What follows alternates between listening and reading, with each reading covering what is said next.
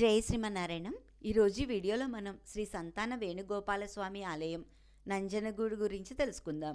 శ్రీకృష్ణుడు సంతాన వేణుగోపాలస్వామిగా దర్శనమిచ్చే శ్రీ సంతాన వేణుగోపాలస్వామి ఆలయం కర్ణాటక రాష్ట్రంలో మైసూర్ జిల్లాలో నంజనగూడుకు సమీపంలో హేమరాగల అనే ప్రాంతంలో ఉంది.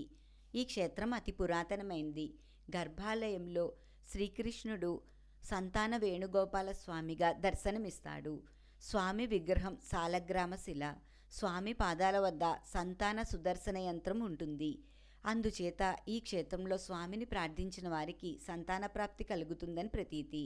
పూర్వము శ్రీకృష్ణుడు ఈ ప్రాంతంను పరిపాలించే చోళరాజుకు కల్లో కనబడి ఆ రాజు యొక్క రథం ఎక్కడ ఆగుతుందో అక్కడ తన విగ్రహం ఉంటుందని, ఆ విగ్రహంను ప్రతిష్ఠించమని కల్లో చెప్పెను. మరునాడు రాజు అదేవిధంగా వెళ్ళగా ఆ రథము ఆగిన ప్రదేశంలో సంతాన గోపాలస్వామి యొక్క అర్చామూర్తి లభించగా స్వామి విగ్రహంను కౌండిన్య మహర్షికి ఇచ్చెను. అప్పుడు కౌండిన్య మహర్షి స్వామి విగ్రహంను ఈ ఆలయంలో ప్రతిష్ఠించారని పురాణాల ద్వారా తెలుస్తోంది.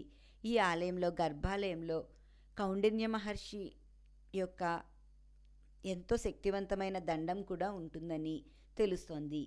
ఈ ఆలయాన్ని దర్శించుకున్న వారికి ఆయువు ఆరోగ్యం కలగడమే కాకుండా సంతానం లేని వారికి సంతాన ప్రాప్తి కూడా కలుగుతుందని ప్రతీతి.